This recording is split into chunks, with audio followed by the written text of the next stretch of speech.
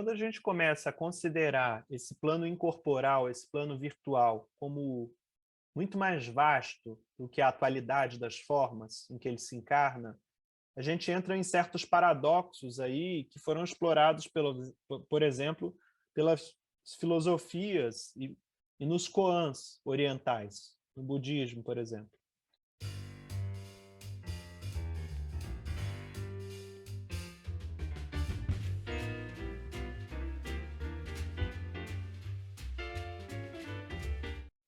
Alguns de vocês já devem ter ouvido o sonho de Chuang Tzu, que é o seguinte: Chuang Tzu sonhou que era uma borboleta e não sabia, ao acordar, se era um homem que tinha sonhado ser uma borboleta ou uma borboleta que agora sonhava ser um homem. Então perceba que quando a gente vai para essa vastidão do incorporal, desse plano virtual, já não faz muito sentido a gente considerar que quando acorda, já não é um sentido absoluto a gente considerar que quando acorda, aquilo que a gente estava vendo ao dormir era definitivamente o sonho, era definitivamente algo falso, uma aparência. Porque a gente passa a considerar que também é possível a alternativa inversa. E a alternativa inversa é: será que, ao acordar, quando esse homem acorda, será que não é uma borboleta sonhando que ela é um homem? Então a gente está considerando que aquela imagem que aparecia como sonho, como incorporal, pode ser tão mais verdadeira do que o atual. É como se a borboleta, enquanto incorporal, enquanto afeto, enquanto potência, fosse uma realidade que pode ter sido apagada, que pode ter sido convertida num homem. Mas esse homem é apenas o sonho da borboleta.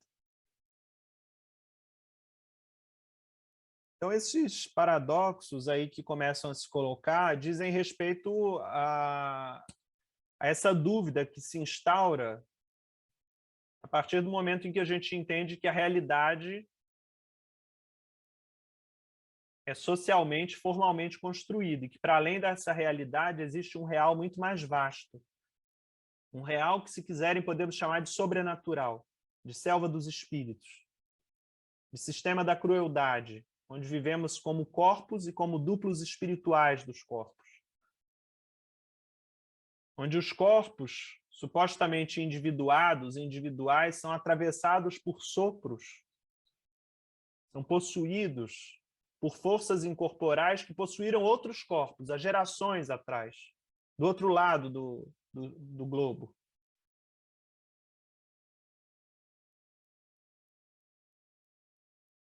É como se, para além desses corpos que a gente vê como estáticos, como separados, houvesse uma espécie de teia molecular unindo todos os corpos.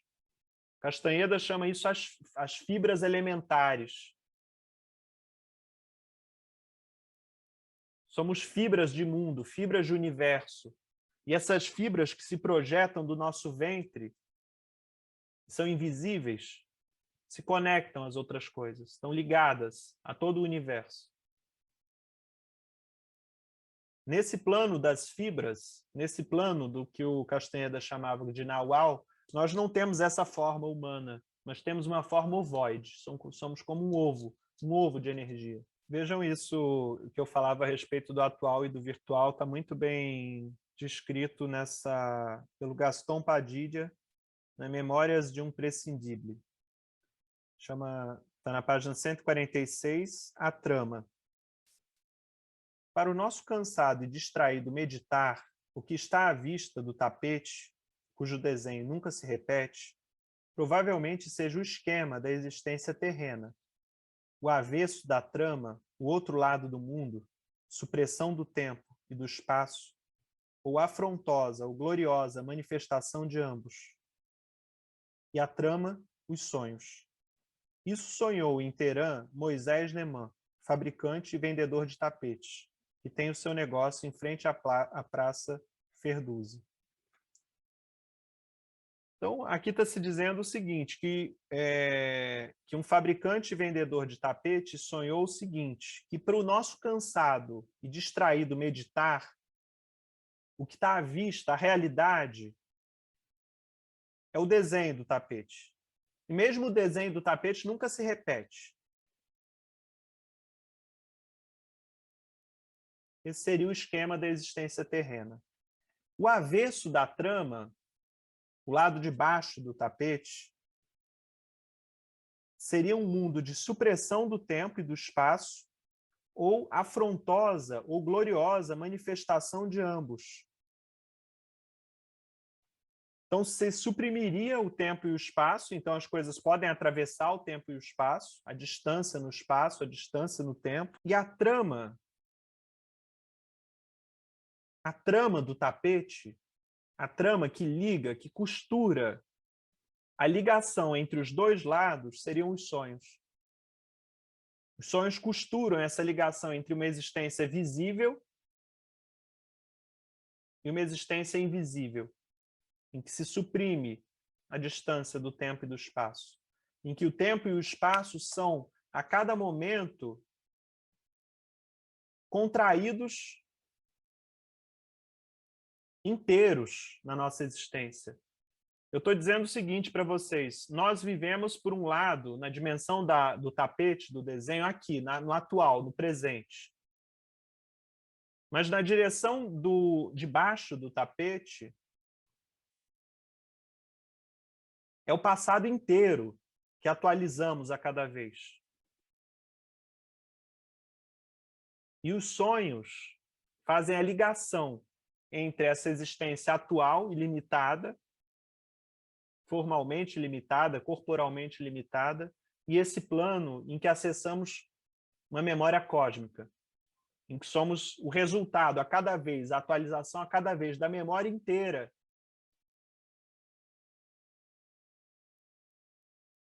Ser a atualização a cada vez da memória inteira, gente, por um lado, é padecer, é delirar, é sonhar daquele jeito narcísico, onipotente, passivo. Por outro lado, estar em contato e atualizar a memória inteira, o universo inteiro a cada vez, de modo ativo, criando um exercício para isso, é um exercício de lucidez. Bergson chamava isso de intuição. A intuição é esse mergulho no passado puro, é um mergulho no virtual do qual voltamos, do qual trazemos, realizamos algo. O atual e o virtual é uma ideia bem trabalhada pelo Deleuze, pelo Bergson também. Tem um texto do Deleuze que eu acho que chama O Atual e o Virtual. Não sei se está no livro Diálogos ou Conversações, está num desses livros. O virtual tem a ver com esse passado cósmico, com essa memória, com esse gigantesco cone de memória, para falar como o Bergson. Na página 152 aqui do Bergson, ele usa um fragmento do Zohar, 1,39, e diz assim: tudo no mundo está dividido em duas partes, das quais uma é visível e a outra é invisível. Aquela que é visível nada mais é do que o reflexo da invisível. Então vejam, de novo, um fragmento que dá mais valor ao invisível, ao virtual, do que ao visível, do que ao atual. O visível, o atual, seria apenas um reflexo do invisível, um reflexo dessa outra dimensão. Na página 158, o Borges diz o seguinte, ele cita um trecho das Mil e Uma Noites, chamada História dos Dois Homens que Sonharam. O historiador árabe El-Ishanqi narra este acontecimento.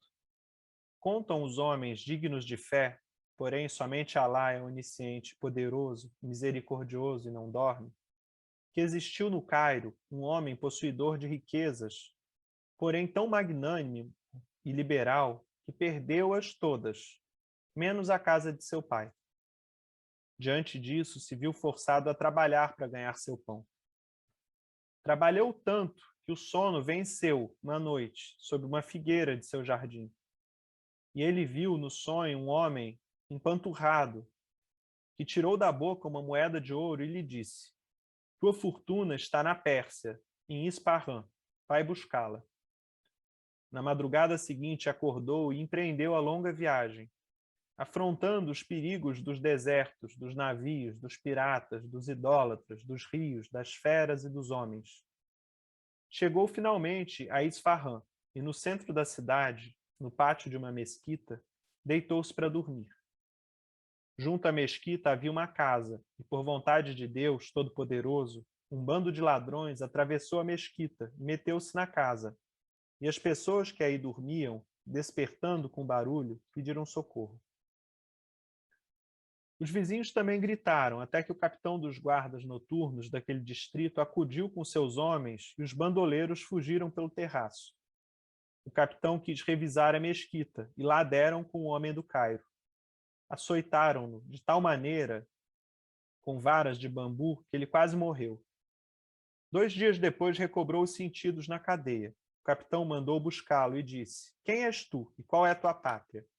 O outro declarou: sou da famosa cidade do Cairo e meu nome é Mohammed el-Maghreb. O capitão perguntou-lhe o que o trouxe à Pérsia. O outro optou pela verdade e disse: um homem ordenou-me em sonho que eu viesse a Isfahan, porque aí estava a minha fortuna. Já estou em Isfahan e vejo que essa fortuna que prometeu devem ser as vergastadas que tão generosamente me deste. Diante de tais palavras, o capitão riu, tanto que se viam seus dentes de siso, e finalmente lhe disse: homem desajuizado e crédulo, eu já sonhei 3 vezes com uma casa no Cairo, no fundo da qual há um jardim, e nesse jardim um relógio de sol, e depois do relógio uma figueira, e depois da figueira uma fonte, e sob a fonte um tesouro. Não dei o menor crédito a essa mentira, e tu, produto de uma mula com um demônio, não obstante, vem errando de cidade em cidade, baseado unicamente na fé do teu sonho. Que eu não volte a ver-te em Isfahan. Toma essas moedas e desaparece. O homem pegou as moedas e regressou à sua pátria. Sob a fonte de seu jardim, que era a mesma do sonho do capitão, desenterrou o tesouro. Assim Deus lhe deu sua bênção, recompensou e enalteceu. Deus é o generoso, o oculto. Então vejam que aqui, sob o nome de Deus, de Alá, o oculto, né, aparece essa ligação virtual entre os acontecimentos, essa ligação que é extratemporal e extraespacial. Né? Um homem que havia perdido tudo sonha que a fortuna dele está na Pérsia. Ao chegar na Pérsia, é espancado, e ao dizer a verdade, porque ele tinha ido até lá, o capitão retruca ele, que também tinha sonhado já com um tesouro no Cairo, né, onde esse homem que viajou morava. E então ele encontra o tesouro ao voltar para a própria casa. O tesouro estava no jardim dele, estava debaixo da fonte dele, estava perto da figueira onde ele havia dormido e havia sonhado que a fortuna estava na Pérsia, né? Então é uma espécie de comunicação extracontinental, extrapessoal, que atravessa o tempo, que atravessa o espaço. O mais importante nesse caso é que ele acreditou no sonho.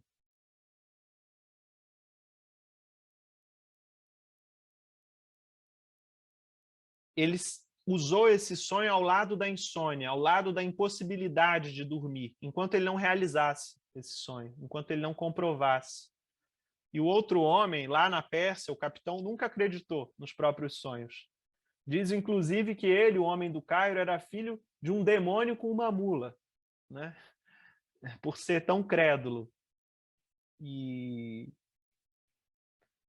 essa citação é usada pelo Caes para falar dessa polifonia dos sonhos, para falar desse espaço comum e compartilhado dos sonhos, como que a literatura, muito antes da psicanálise, já explorava esse espaço.